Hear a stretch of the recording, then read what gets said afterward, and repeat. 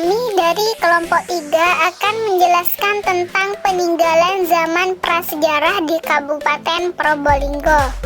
Adapun materi yang akan kami bahas yaitu zaman prasejarah Kabupaten Probolinggo.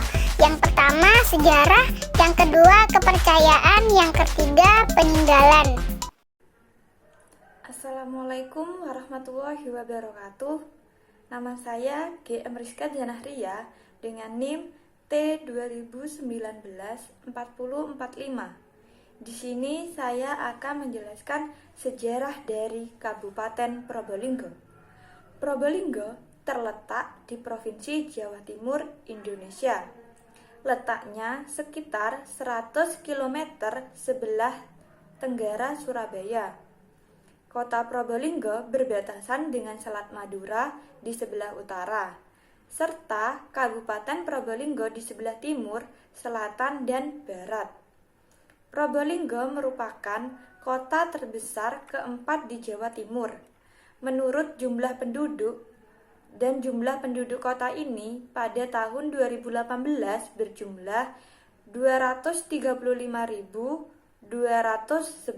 jiwa. Kota ini terletak di wilayah Tapal Kuda, Jawa Timur, dan menjadi jalur utama pantai utara yang menghubungkan Pulau Jawa dengan Pulau Bali. Pada zaman pemerintahan Hayam Wuruk, Raja Mahid keempat, pada tahun 1350 sampai 1389, dalam buku Negara Kertaagama yang ditulis oleh Empu Prapanca, Probolinggo merupakan sebuah pendukuhan kecil yang dikenal dengan nama Banger. Di bawah kekuasaan Kerajaan Majapahit, Banger kemudian berkembang menjadi Pakuwon. Sejalan dengan perkembangan politik, kenegaraan atau kekuasaan pada zaman Kerajaan Majapahit, pemerintah di Banger juga mengalami perubahan-perubahan atau perkembangan seirama dengan perkembangan zaman. Semula merupakan pendukuhan kecil di muara Kali Banger. Kemudian berkembang menjadi Pakuwon yang dipimpin oleh seorang Akuwu di bawah kekuasaan Kerajaan Majapahit. Pada saat Bre Wirabumi atau Minak Jinggo, Raja Blambangan berkuasa. Banger yang merupakan perbatasan antara Majapahit dan Blambangan turut dikuasai oleh Bre Wirabumi. Banger kemudian menjadi lokasi perang saudara antara Bre Wirabumi atau Blambangan dengan Prabu Wikramawardhana atau Majapahit yang dikenal dengan Perang Paregreg. Pada tahun 1743, seluruh daerah di timur Pasuruan atau termasuk Banger berada dalam penguasaan VOC untuk pemimpin pemerintahan di Banger. Pada tahun 1746, VOC mengangkat Kiai Dujolelono sebagai bupati pertama di Banger dengan gelar Tumenggung. Pada tahun 1768, Kiai Dujolelono yang menyadari politik adu domba VOC kemudian menyingkir, meninggalkan istana dan jabatannya sebagai Bupati Banger dan memilih untuk mengembara atau lelono. Sebagai pengganti, Kompeni kemudian mengangkat Raden Tumenggung Jojonegoro sebagai Bupati Banger kedua. Pada tahun 1770, nama Banger oleh Tumenggung Jojonegoro diubah menjadi Probolinggo, yang berarti Probo artinya sinar, Linggo berarti tugu, badan, tanda, peringatan, atau juga tongkat.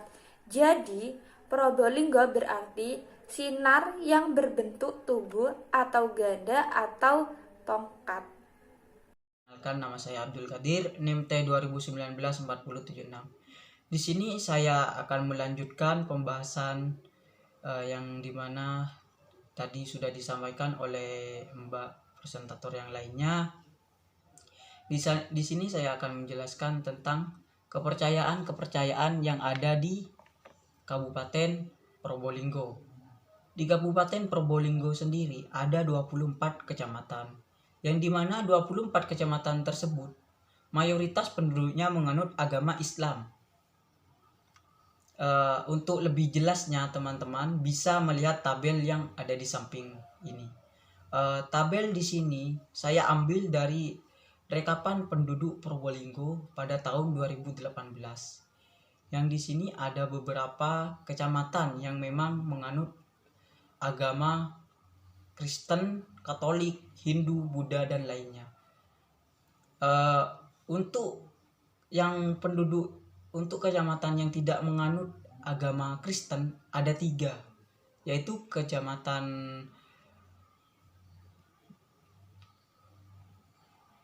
Kuripan, Kecamatan Kota Anyar, dan Kecamatan Gerejangan. Ketiga kecamatan ini tidak menganut agama, penduduknya tidak ada yang menganut agama Kristen. Dan untuk agama Katolik ada beberapa kecamatan yang memang penduduknya tidak berminat atau tidak menganut agama Katolik. Yaitu ada Kecamatan Gending, ada Kecamatan Peracakan, ada Kecamatan Gending, dan juga ada Kecamatan Sumberasi. Nah, keempat kecamatan ini tidak menganut kepercayaan Katolik. Dan ada beberapa kecamatan yang menganut kepercayaan Hindu, yaitu ada Kecamatan Sukapura, Kecamatan Sumber, Kecamatan Leces, Kecamatan Tiris, dan juga ada Kecamatan Kota Anyar. Maksud saya ada Kecamatan Paiton, ada Kecamatan Besuk, dan ada Kecamatan Karaksan, dan juga ada Kecamatan Lumbang. Lebih jelasnya bisa teman-teman lihat di tabel berikut, karena saya tidak bisa menyebutkan semuanya karena ini perlu data detail dan perlu dilihat supaya ada kejelasan dengan baik. Mungkin hanya itu yang bisa saya sampaikan, kurang lebihnya mohon maaf apabila ada salah kata yang kurang berkenan. Dari saya kurang lebihnya mohon maaf. Wallahul muwaffiq ila aqwamit thoriq. Wassalamualaikum warahmatullahi wabarakatuh. Saya Ayudia Pitaloka dengan NIM T2019-4054. Saya akan menjelaskan tentang peninggalan prasejarah Kabupaten Probolinggo. Yang pertama, Benteng Mayangan. Benteng Mayangan ini merupakan sebuah bangunan peninggalan penjajahan Belanda yang gunanya sebagai menara untuk mengawasi kawasan laut dan sekitarnya. Benteng Mayangan ini terletak di Mayangan, Kabupaten Probolinggo. Yang kedua, Candi Jabung. Candi Jabung terletak di Desa Jabung, Kecamatan Paiton. Candi Jabung merupakan salah satu candi Hindu peninggalan Kerajaan Majapahit. Walau Candi Jabung ini terbuat dari batu bata, tetapi bangunannya tetap kokoh sampai saat ini. Yang ketiga, Candi Kedaton. Candi Kedaton merupakan candi yang terletak di Dusun Lawang Kedaton, Kecamatan Tiris, Kabupaten Probolinggo. Candi ini merupakan candi peninggalan Hindu yang berasal dari masa akhir Kerajaan Majapahit abad ke-14. Pada tangga Candi Kedaton tertulis angka tahun 1292 Saka 1370 Masehi. Candi Kedaton berbahan batu bata andesit ini juga terdapat kisah Arjuna Wiwaha di sisi barat, kisah Garudea di sisi selatan, dan kisah Bomantaka di sisi timur. Yang keempat, Museum Probolinggo.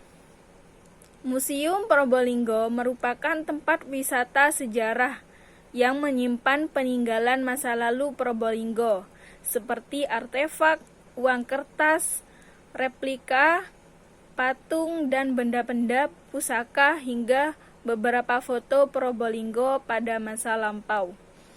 Museum ini terletak di Jalan Suroyo, Kota Probolinggo, bangunan khas peninggalan Belanda. Museum Probolinggo saat ini disebut dengan Museum Rasulullah SAW. karena di dalamnya berisi sejarah Rasulullah dengan para sahabat seperti surban, rambut, darah beku, kiswah, batu sijil, alas kaki, batu perang, pedang Sayyidina Khalid bin Walid, serta barang bersejarah Islam lainnya. Yang kelima, Museum Dr. Muhammad Sholeh. Museum ini terletak di Jalan Dr. Muhammad Sholeh, Probolinggo.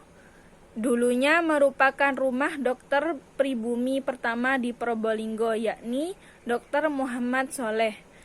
Di rumah ini dahulu pemuda dari berbagai suku sering berkumpul untuk berdiskusi bersama Dr. Muhammad Sholeh, yang merupakan salah satu pendiri Bodi Oetomo. Karena hal tersebut, rumah ini sering disebut dengan Rumah Bhinneka Tunggal Ika. Museum ini menyimpan koleksi berbagai peralatan medis yang sering digunakan pada masa penjajahan Belanda, seperti peralatan bedah, peralatan pelayanan kesehatan, meja otopsi, dan lain sebagainya. Yang keenam, Stasiun Probolinggo. Selayaknya stasiun, tempat ini sekarang digunakan sebagai tempat pemberhentian kereta api milik PT KAI. Mulainya stasiun ini digunakan untuk mengangkut hasil bumi Probolinggo, utamanya gula, menuju kapal yang bersandar di Pelabuhan Lama untuk dikirim ke Surabaya. Saya Siti Hajaroti Niam dengan NIM T 2019 4043. 7. Ada rumah dinas kepala stasiun. Bangunan ini berdiri tepat di samping stasiun Probolinggo. 8. Ada bangunan di Pecinan. Rumah-rumah kuno. Di sini beberapa masih dalam keadaan utuh dan menunjukkan ciri khasnya masing-masing. 9. Ada bangunan di Jalan Suroyo. Adalah jalan tempat komunitas Eropa mendirikan rumah-rumah mereka. Sekarang jalan ini ditempati oleh instansi-instansi penting pemerintah Kota Probolinggo serta industri perbankan terkemuka. 10. Tempat sikring. Bangunan berbentuk balok ini digunakan oleh pemerintah kolonial Belanda untuk menyimpan sikring yang pada saat itu masih tradisional serta berukuran besar. 11. Ada gedung ADM Pabrik Gula Wonolangan, merupakan rumah dinas ADM atau Direktur Pabrik Gula Wonolangan. Gedung ini sangat mencolok jika dilihat dari Jalan Raya Dringu. Sekian dari kelompok kami. Apabila ada kata yang salah, kami mohon maaf. Wassalamualaikum warahmatullahi wabarakatuh.